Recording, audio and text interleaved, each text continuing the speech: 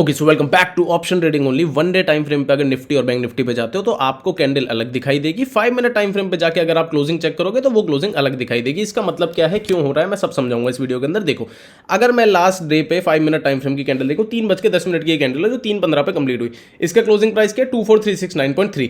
लेकिन अगर मैं वन डे टाइम फ्रेम पे जाता हूँ निफ्टी 50 की और क्लोजिंग चेक कर दो तो क्या है, 24435.95। मतलब काफी ज्यादा डिफरेंस है। अगर आप ब्रोकिंग ऐप में जाके ये चार्ट देखोगे ना तो यहाँ पे एक औंधी पौंधी कैंडल आपको दिखनी स्टार्ट हो जाएंगी जो पिछले कुछ दिनों से हो रहा है। तो ऐसा एक्चुअली में क्यों हो रहा है मैं आपको बताता हूं। देखो, 3 अगस्त को सेबी ने कुछ रूल्स चेंज करे।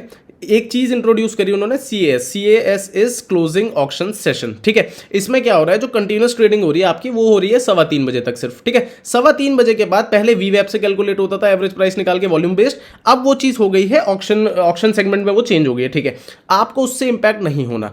जितने लोग हल्ला काट रहे हैं सोशल मीडिया पे, ओ भाई ये क्या हो गया, ऐसा हो गया, वो हो गया, 10 का प्रीमियम 100 जा रहा है, अब तो बर्बाद हो जाएंगे रिटेलर, ये हो जाएगा, हो जाएगा, ऐसा कुछ भी नहीं है भाई। तुम्हें 3:15 तक का टाइम कम पड़ जाएगा जो तुम्हें लास्ट के उस ऑक्शन वाले चुतियापे में ही घुसना है। समझो, मेरी बात रूड लग सकती है आपको, लेकिन जितने गरीब होते हैं बावले हो जाते हैं ऐसी चीजें देख के। अरे भाई टैक्स बढ़ गया, ऐसा हो गया, वैसा हो गया, सेबी ये कर रहा है, सेबी वो कर रहा है। अरे कुछ फर्क नहीं पड़ता।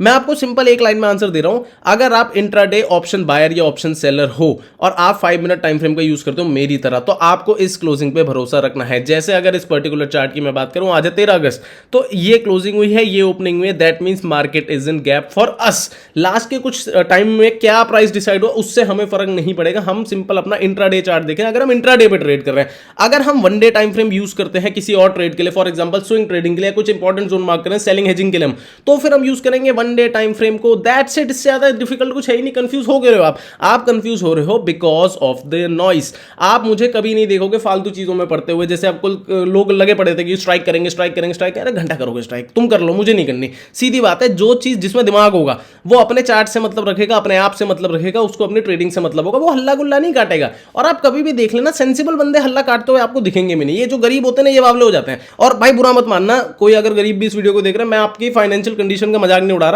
मैं उन गरीबों का मजाक उड़ा रहा हूं जो गरीब के साथ साथ चुल पूरे दुनिया भर की मचा देते हैं। समझो, जो बेचारा मेहनत कर रहा है, गरीब से अमीर आने की कोशिश कर रहा है, या गरीब से अपने सारे फाइनेंशियल स्टेटस इंप्रूव करने की कोशिश कर रहा है, उसके लिए फुल रिस्पेक्ट है मेरे मन में और हमेशा रहेगी। ठीक है, लेकिन कुछ लोग ऐसे होते हैं जो कुछ करना भी नहीं चाहते लेकिन उन्हें हल्ला भी दुनिया भर का काटना है, और वही लोग सबसे बड़ी नॉइस बन जाते हैं आप लोगों के लिए। और जो बेचारे मेहनत भी करना चाहते हैं उनको और वो साथ में लेके डूबते हैं। तो ये चीज आपको नहीं करनी। ठीक है, तो इस क्लोजिंग से बिल्कुल भी इंपैक्ट नहीं होना। एक वीक मैंने कूल डाउन पीरियड आपको बोला था, दूसरा हफ्ता खत्म होता जा रहा है, मंडे तक और मार्केट इंप्रूव हो जाएगा फर्दर। सिंपल सी बात है, कोई दिक्कत वाली बात नहीं है, बढ़िया चल रहा है मार्केट। अगर ट्रेडिंग इस तरीके से लॉजिक और रीजनिंग के साथ सीखनी है तो लाइक से सब कर दो। मिलते हैं अगली वीडियो में। Okay bye.